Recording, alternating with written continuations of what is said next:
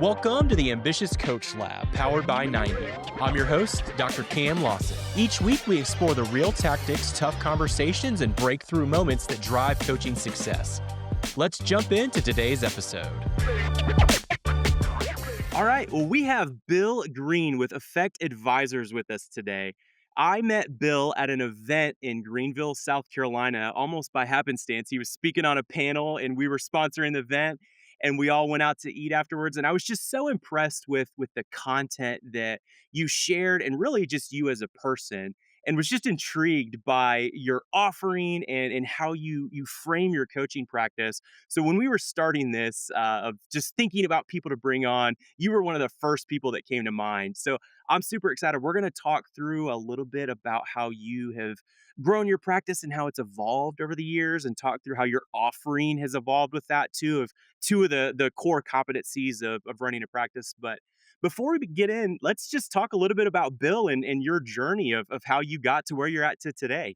Yeah, thank you, Cam. Thanks for having me here today. And I enjoyed meeting you too in Greenville. It's hard to believe that was just in April, but really enjoyed the afterglow with you and the rest of the panelists Yes. and getting to know each of you better. So I'm glad to be here today, and I appreciate the invitation. Yeah, as you know, I mean, I've gotten to where I'm at. I've been 9 years now in my practice. I started at Effect Advisors in 2016 after 15 years as a coach in the corporate world. I coached in the healthcare sales industry and field representatives and account management teams for a long time. And ultimately, I kind of decided, maybe in my mid 40s, that I wanted to do professional coaching for entrepreneurial organizations for a living when I turned 50. That was sort of my goalpost, and I did. I started officially kind of doing it full time when I turned 50. But uh, my first client ever was a soccer dad that pulled me from the sidelines and said, "I'm starting a business with a client of mine in construction, and I know project management and estimating, but I don't know how to lead teams and build Mm. organizations. I could use your help." So I thought we were going to have a beer and give him a few tips or something like that. And as it turns out, he really kind of wanted me to be what I later kind of learned to be, a coach, facilitator. And so I worked with that organization for about a year and a half on a variety of things. And I reached a point where everything I had learned in my corporate career, 23 years, 15 in leadership, was kind of all I had. Mm. And I happened to run into a friend who had a friend that was an EOS implementer. And he invited me to join his practice, and I became certified as an EOS implementer in 2018 and kind of brought that into my practice. That was my first official sort of tool, I guess. Yeah. And I did that for 3 years with this client and several others subsequent to that, and really began to see the value Mm. of coaching, and especially coaching with frameworks and tools that were intentional and meant to create a certain outcome. And so I'm really, really grateful for that experience. And my practice has grown since then in a variety of directions. But really, what I do now is help organizations and their leaders translate strategy and culture Mm. so that it's relevant to everyone in the organization. Mm. And my goal is to help business leaders flip frustration into freedom for them and their people. I help leaders tap into the genius of their front line so they can upgrade their bottom line. Mm. And that's my aim right now. And I've really evolved to that level at this point in my career. But I really am really grateful for the experience I had with EOS back in 2018 to give me that sort of context about what's available and what's important.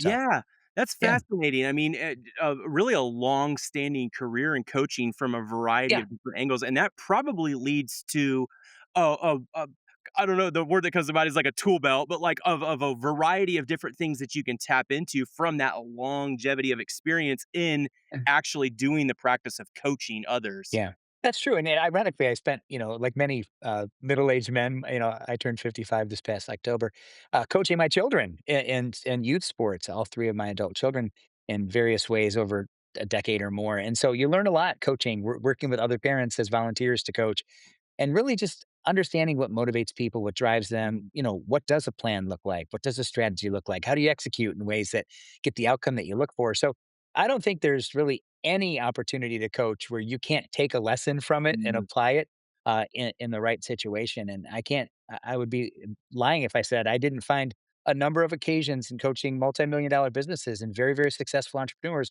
where I haven't relied on a moment I had with a 6 or 8 year old during a T-ball game, because it's not a lot different. It's just different ages and different Yeah. levels of understanding. But I think coaching is a very important piece of a leader's development as our tools and frameworks and systems. Um, and so I definitely feel like it, to your point, the experience that I've had while varied, even going back to high school, working summer camps and various things that I did through college, and there's always a way to kind of glean experience and apply it in situations to get better outcomes for people, and that's really what I'm committed Mm. to. You know, it's funny you say the sports thing. I had been kind of toying this idea of, so my high school basketball coach has moved into to actually being a college coach now, Yeah. and he and I have stayed in touch, and I've just loved the success he's seen.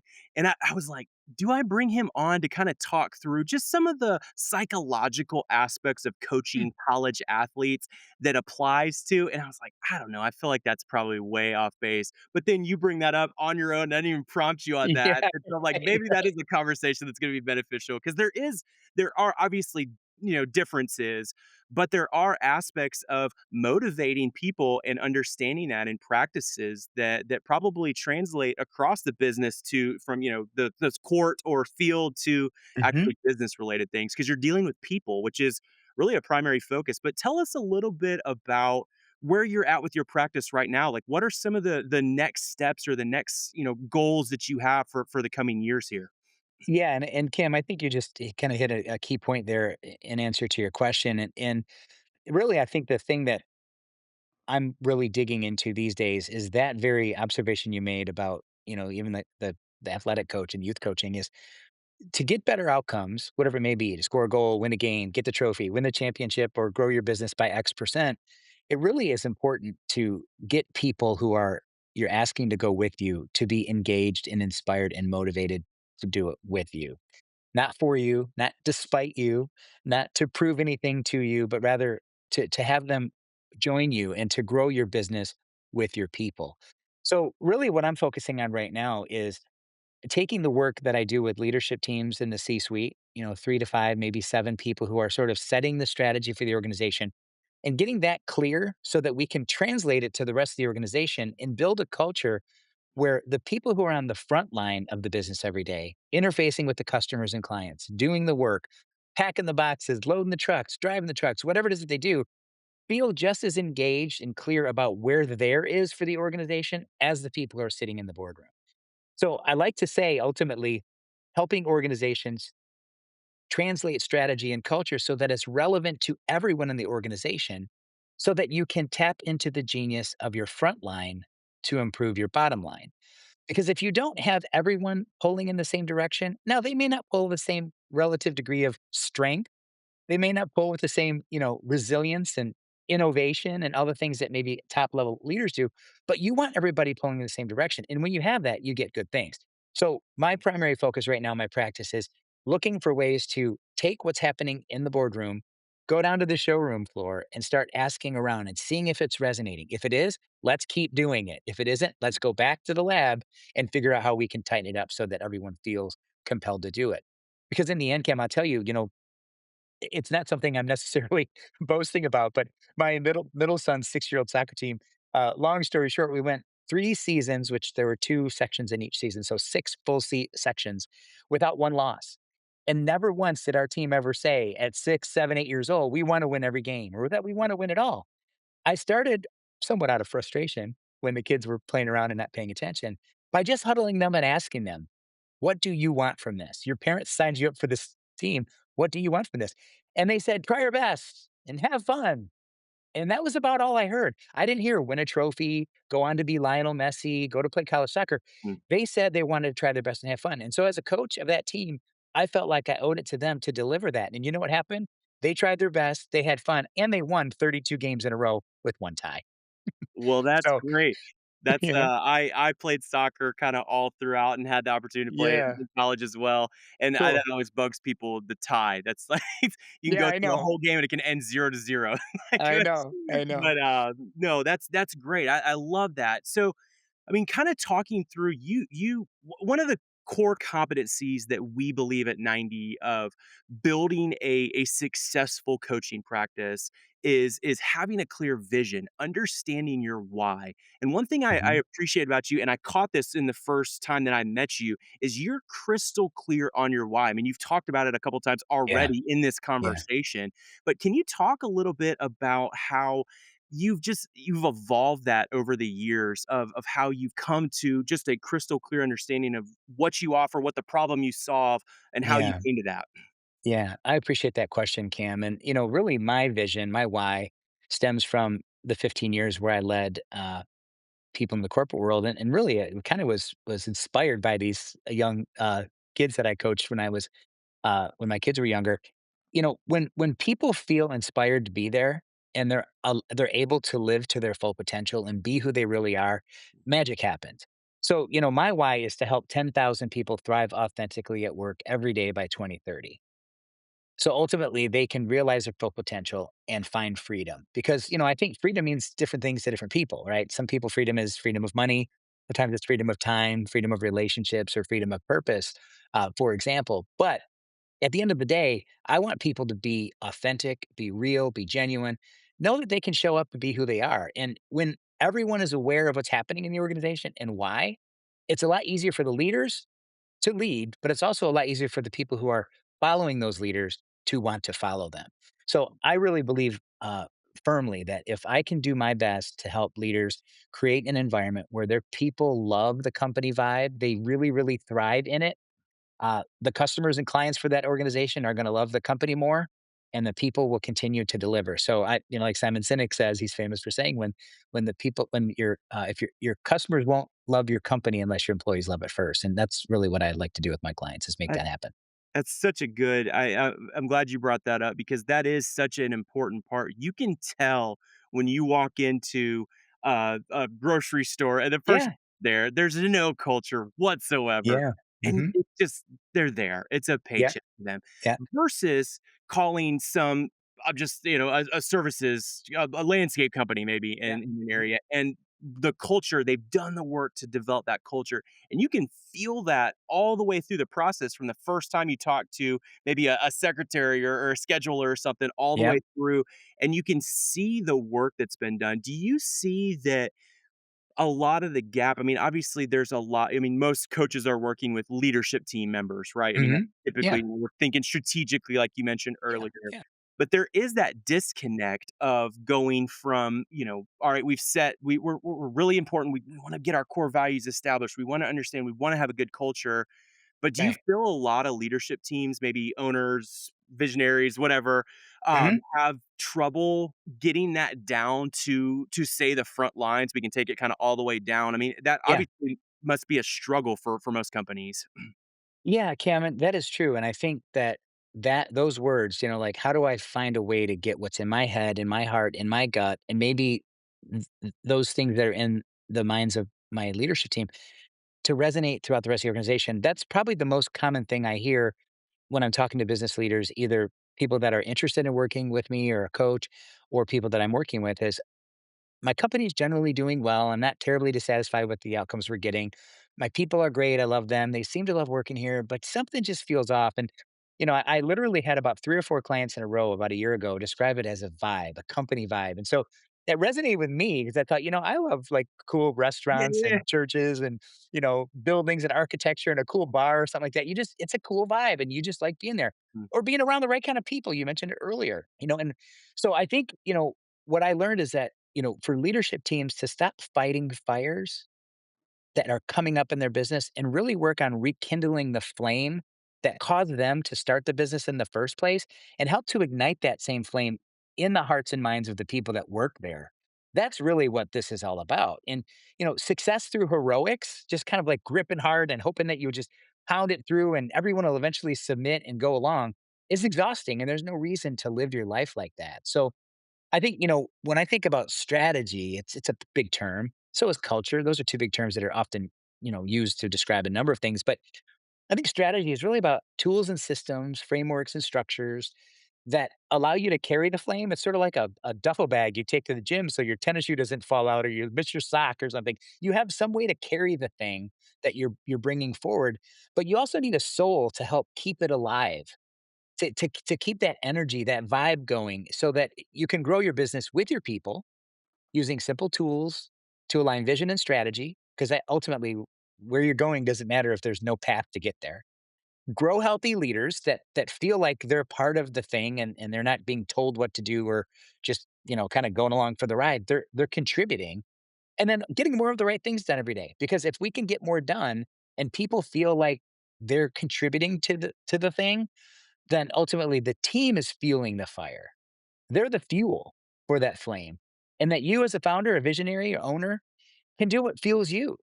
That's the freedom I talked about earlier. And that breakthrough ignites in the company and people get to where they want to go. And it's just an altogether better experience.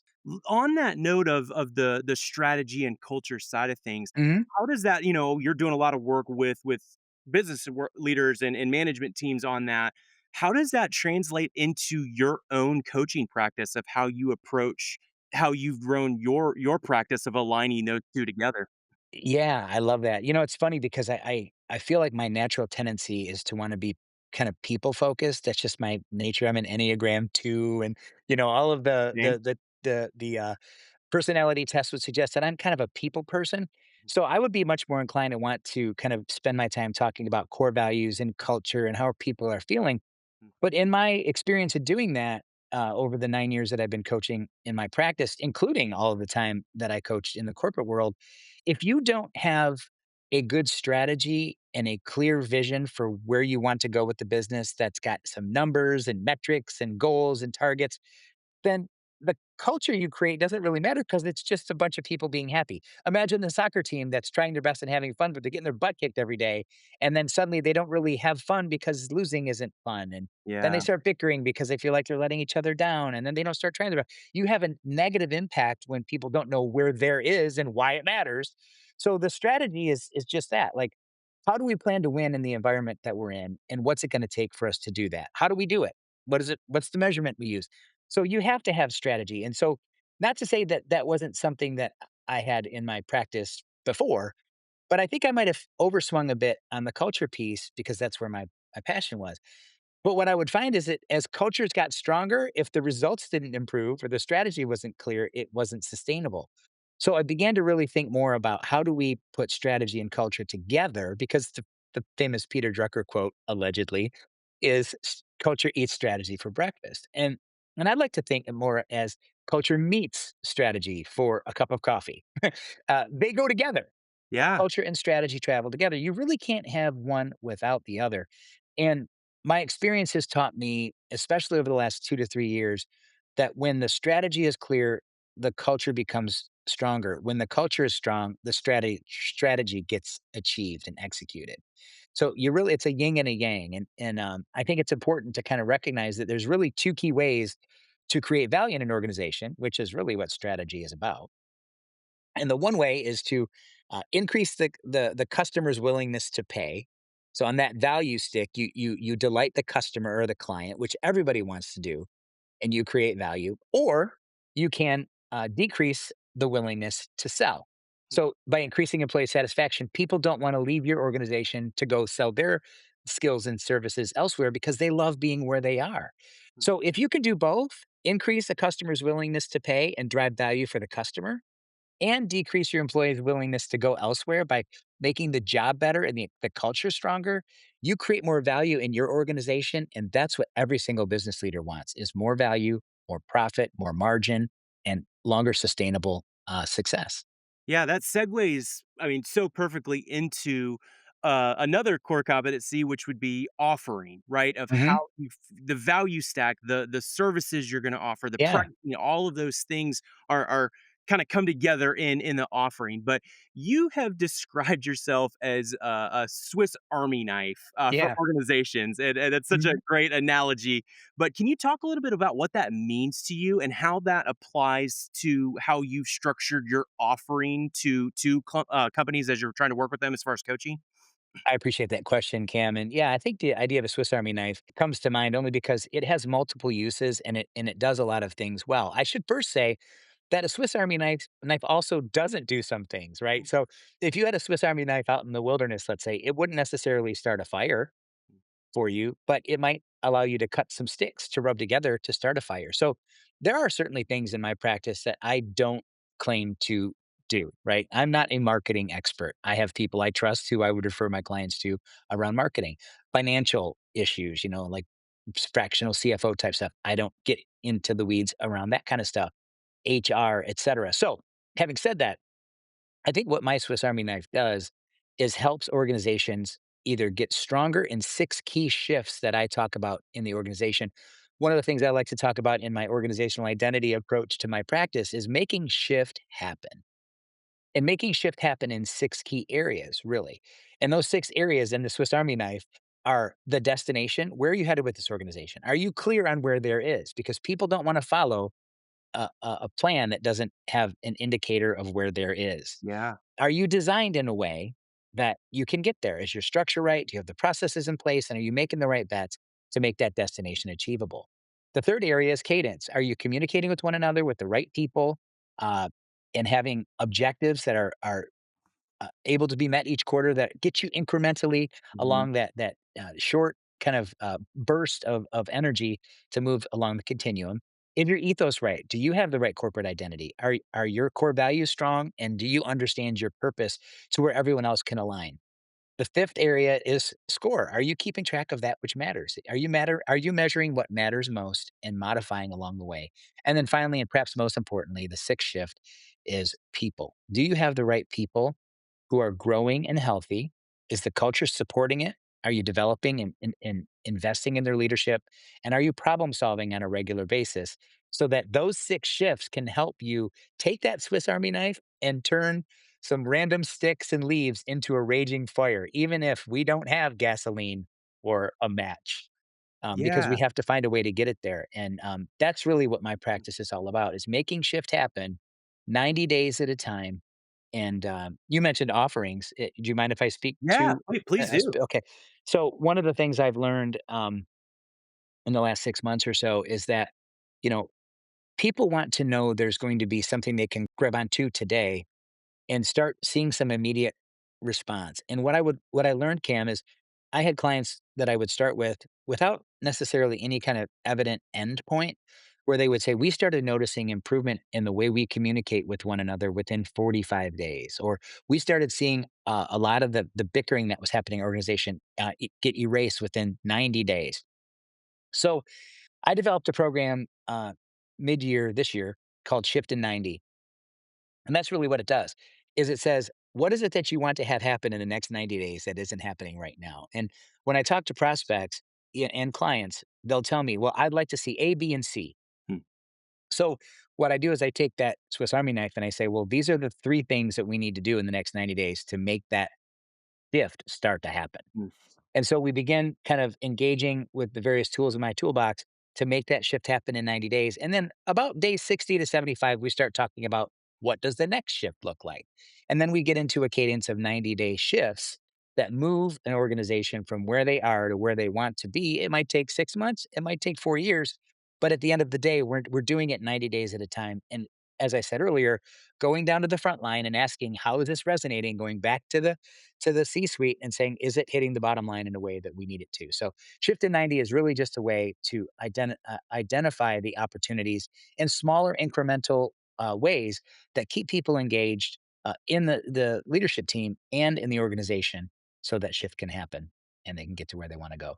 Oh, I love that. Thank you. Yeah, thank you for sharing and kinda going into detail. Great Sure. number of choice, if I'd say so Yeah, myself. exactly. Everything good Uh, happens in 90 days, Yeah, right? right. No, but there is. I mean, there's something to be said about the power of 90, right? There's Yes. something about 90 days that the brain can wrap its head around, and we Yeah. can make a lot of changes in that period of time that really make a substantial impact. So there's something to be said about that. So I love that model of, all right, hey, we have these specific things that we can go in and talk about, Mhm. and then let's figure out what shift we want to go, and then that adjustment. But as you're having conversations with clients, how do you determine based on what they say for more short-term engagements of, "Hey, this is a short-term solution that we're gonna go into," more, "Hey, this is multiple shifts over multiple 90-day periods." Because I mean, I'm Yeah. sure you go into certain ones where it is a mess.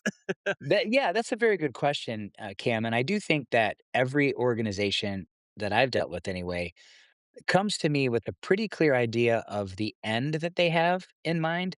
They can say that I literally had a current client come to me, as a prospect and say, "Would you facilitate our leadership retreat?" And I said, "I would love to, but tell me a little bit more about what you're looking for."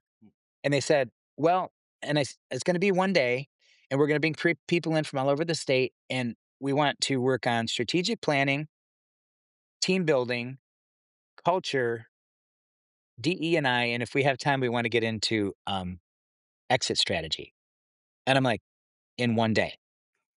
And they're like, "Well, is that too much?" And I'm like, "Well, it depends because that's a lot to do Yeah, in 1 year." yeah. So tell me a little bit more about how you would prioritize that. And then they went on to describe the real pain, which took Mm, it from the thing that they want to be the outcome, the result of the work that we were going to do in this 1 day leadership retreat.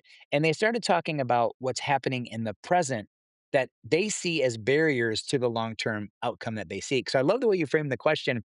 Is this a short term engagement? Is this a long term engagement? And I think the answer is really yes. It's just what prompted me to think more about Shift to 90 is getting like it kind of goes back to baseball analogy. You can't hit a home run without touching first base.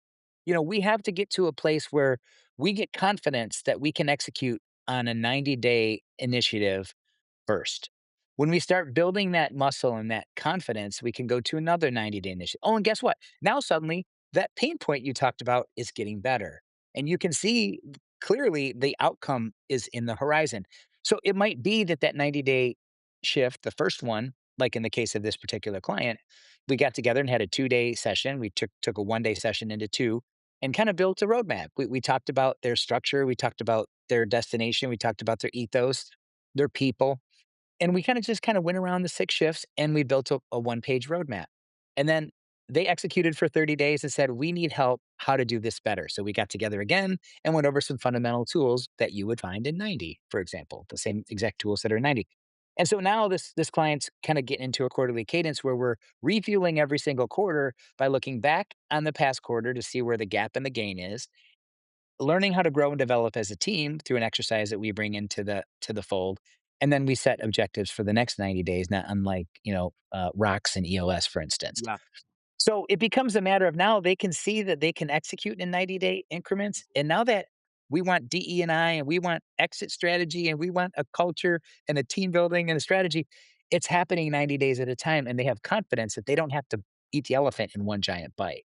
yeah, So I think it becomes a matter of looking at the long-term outcome that you seek, which I call transformation. I want you to have a transformation. I want you to be better off in 6 months or 2 years or 5 years than you were on day one. But let's realize you're not going to get there. And you can't hit a 5 run home run. It's just not possible. So we have to take it in increments. So it is a short term commitment for a long term expectation. But I think it becomes a matter of rolling those short term commitments into something that you can say, we're better off now than we were a year ago. And that's yeah. the win.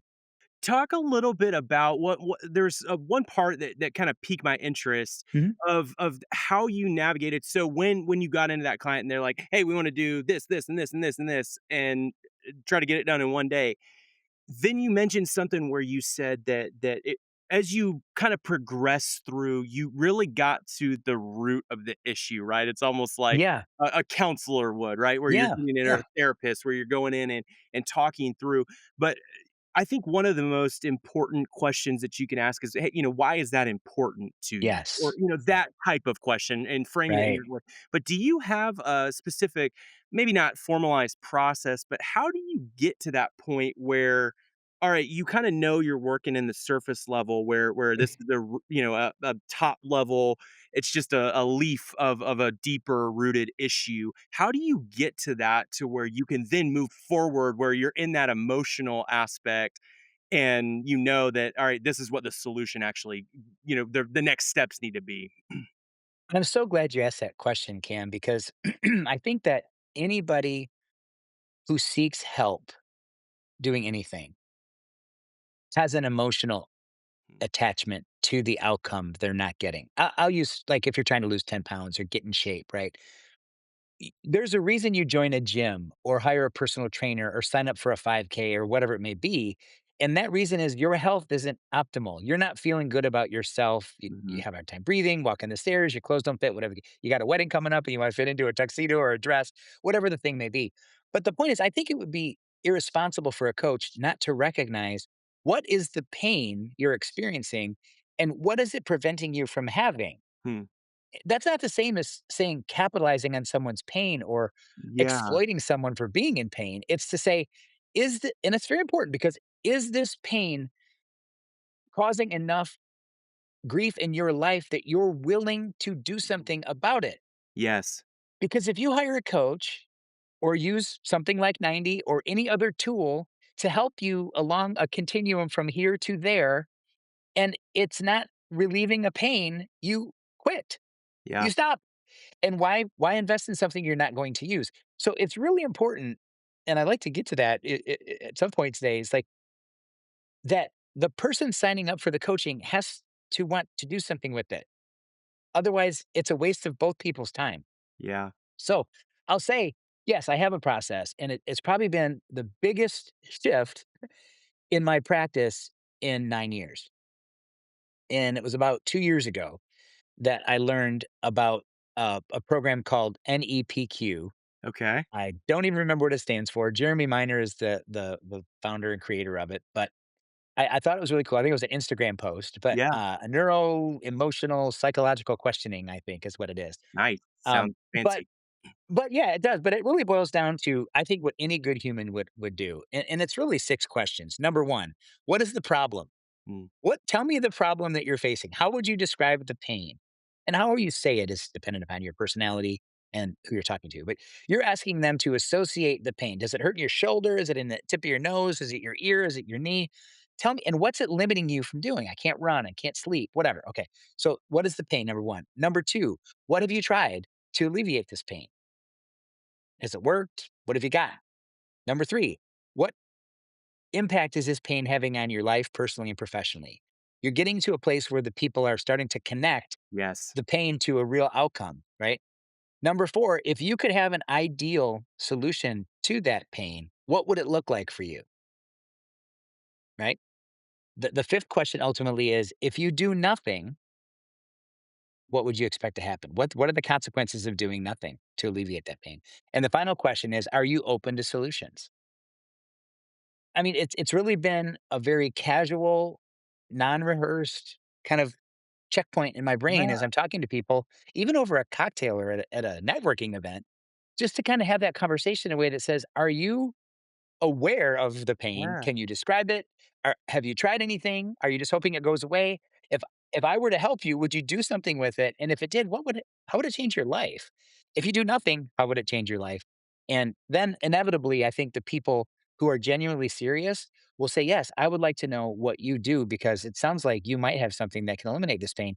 And I always like to say, if I don't, and I know what your pain is, I'd be happy to tell you someone I know who could help you. Yes.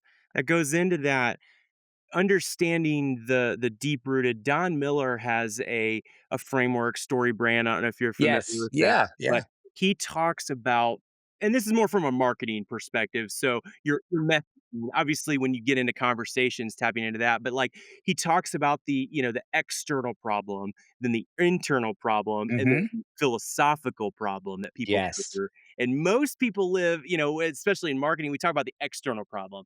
That's fine and dandy, like, I have weeds in my yard or whatnot. Mhm. That internal problem is, yeah, I'm actually kind of embarrassed because my Yeah. neighbor is retired and has all the time in the world to work on my yard, and my yard's or his yard, and my yard looks like garbage because I have so Yeah. many weeds. And then there's this philosophical side of thing, which is like, "I mean, I deserve to come home and, like, love Yeah. my yard." There's Yeah. something that's like just that, like, it should be this way.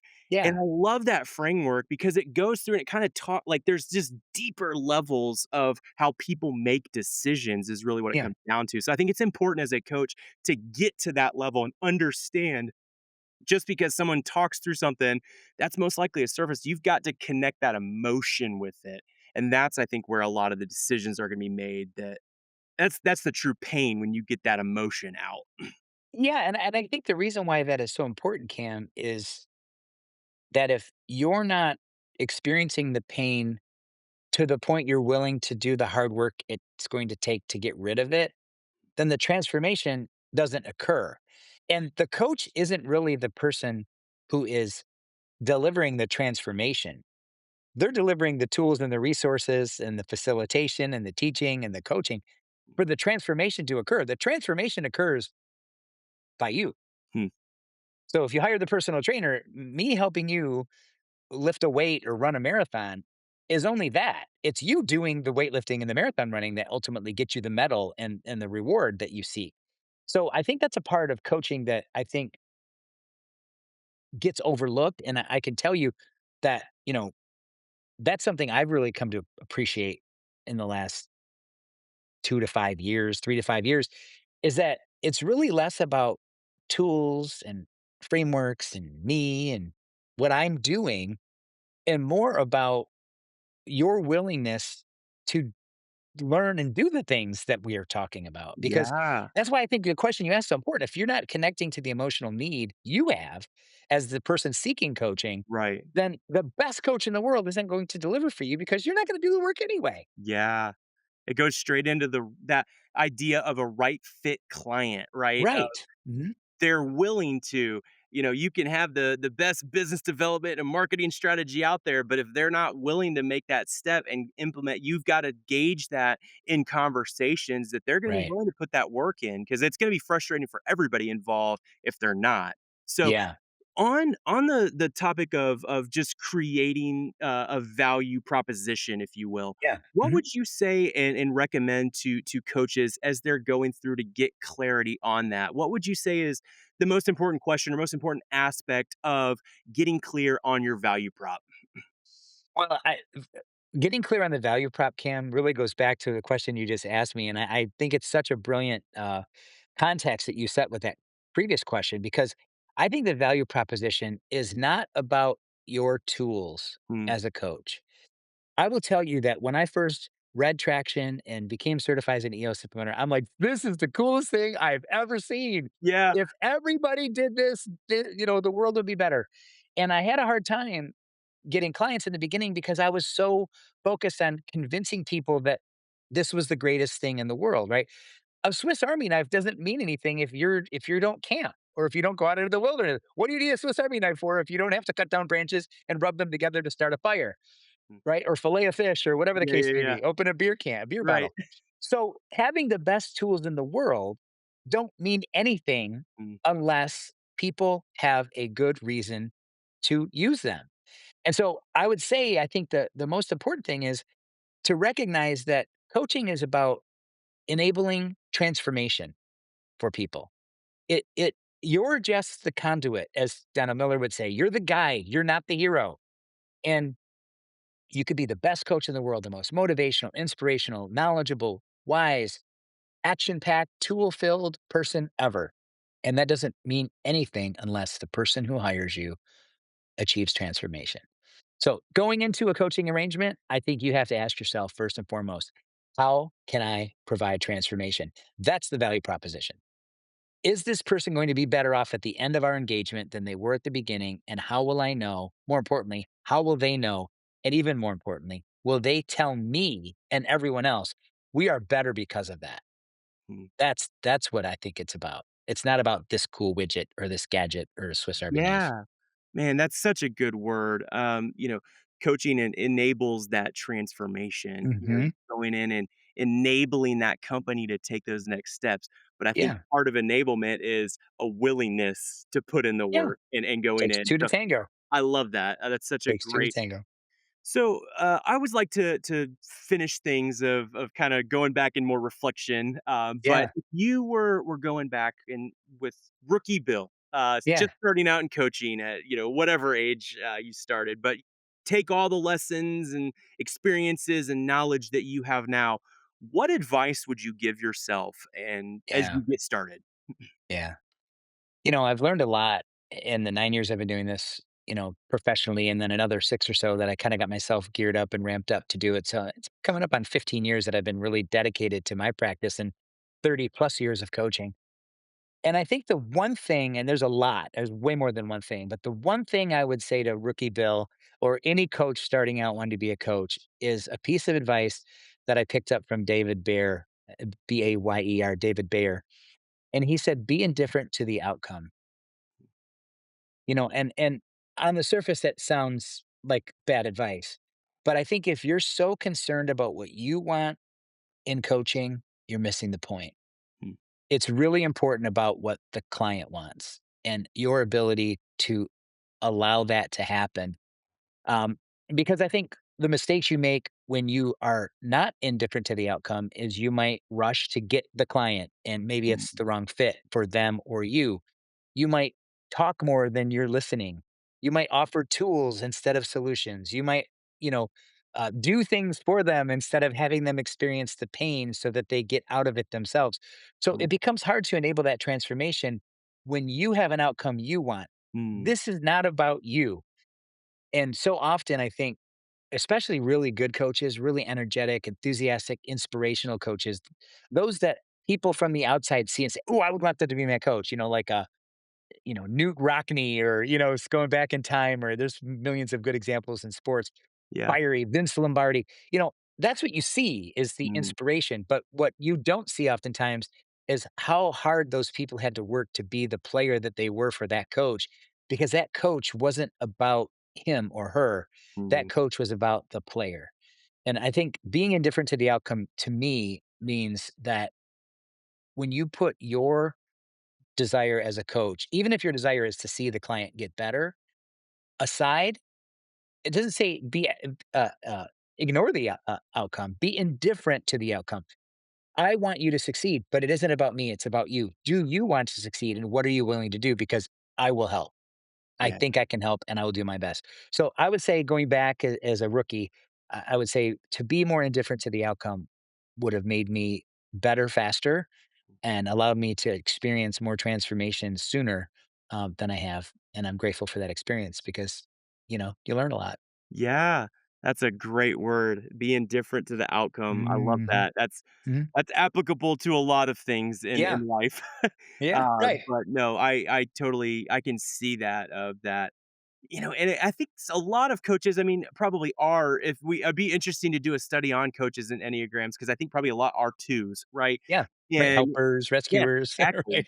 And Mhm, it comes from a place of wanting to help, right? mhm. But I think there is a lot of wisdom to letting the client run through that and get to Yeah, that point and understand. Again, it goes back to what we were talking about in offering.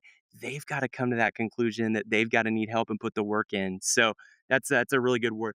Tell me on a more maybe personal level, what's a lesson you're in the middle of learning currently, right in this yeah, moment? yeah. Well, one of the things I love about doing what I do, Cam, and I love your question. What is a lesson I'm in the middle of learning right now is that I feel like I'm always learning.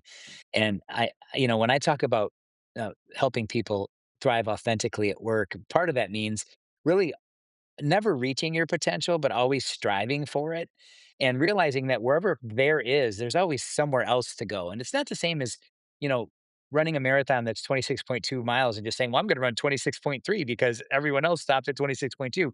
I don't think going beyond the expectation or going beyond your potential for the sake of doing so is what I'm talking about. But what I'm learning right now is the idea of stretching myself so that I can grow. And I think in context, especially of what we've talked about today, the more I stretch myself and grow as a coach, the better I get as a coach. And the more confident I am that, maybe not offering the solution, but knowing that the solution is there and helping the client see it without them feeling like they were stupid, Mm, it gives me confidence. And yeah. so I think that I've had, 4 or 5 examples recently where I would just, say pose a question to a client, and the reaction was like, "Well, why didn't you just tell me the answer?" And I'm like, "Because then you wouldn't have received it the same way." So there's this certain element of knowing that you've sort of stretched yourself into a place where, like, this is this is new and unique for me. It's uncomfortable, but I feel confident because I worked hard to get here and I'm gonna let it happen. So now that when I get good at that and it becomes second nature, then I'm gonna stretch a little harder. So I think, the thing that I'm in the middle of learning right now is the more I stretch myself to my potential, there's always another centimeter I could go. And doing that makes me better and better and better. And I just want to continue to be better for myself so I can be better for others. And that's something that I'm in the middle of learning right now is that you're Yeah. never done. You're never done. Yes, I resonate Yeah. with that so deeply. Yeah. Yeah. Well, Bill, thank you so much for Thank just you. a great conversation. I appreciate you giving us a sneak peek behind the curtain of how you Yeah. evolved your vision and just I think it's such a unique experience of having a long-term career in coaching and how Yeah. you've walked through that and gotten crystal clear on your offering and walking through the process. We will link out to a couple things that you mentioned, but especially those questions. I think there were 6 questions that Yeah. you ask. I think that will be invaluable to coaches to be able to start to Yeah, for work sure. through that from a mental framework of going through that process with clients. But Good. if people want to get in touch with you, what's a great place to reach out to you? So if they have questions, whether it's clients or coaches that want to pick Yeah, brain. for sure. Yeah, I think the best place to get in touch with me would be at www.shiftin90 shiftin 90.com. Shiftin90.com would be a great place to catch up and connect. Certainly, I don't know if I'm sure you probably include links in the show notes and things, but my LinkedIn profile and things like that. But Absolutely. I'm happy to connect in any way and help coaches and prospects learn more about how they can ultimately flip frustration into freedom and get to the place where their front line is helping to upgrade their bottom line. Love that. Well, Bill, thank you so much again. 100% an example of an ambitious coach, which is what Yes, we're thank all you. about. Love the title. If you are an ambitious coach and are interested in learning more, we will link out to a lot of resources that Bill has referenced, other things that 90 has for you.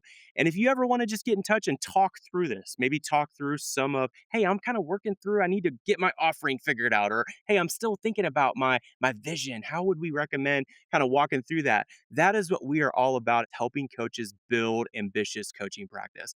So feel free to reach out to me. You can reach out via email. I will put this in the show notes, but happy to set up some time to talk with you. But I appreciate you listening. Hopefully, you learned a lot. I know I did. So hopefully, everyone has a good rest of your day and take care. We'll see you on the next one. That's it for today's episode of the Ambitious Coach Lab.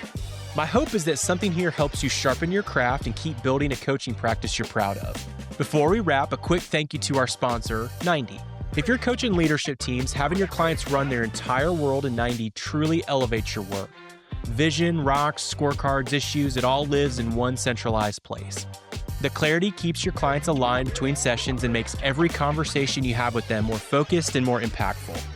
I've used 90 with over 500 leadership teams, and I can tell you it makes great companies better and great coaches even more effective. Feel free to use promo code AC20 for 20% off. Again, that's AC20 for 20% off. Thanks for hanging out with me today. I'm Cam, cheering you on as you grow your ambitious coaching practice. We'll see you next time.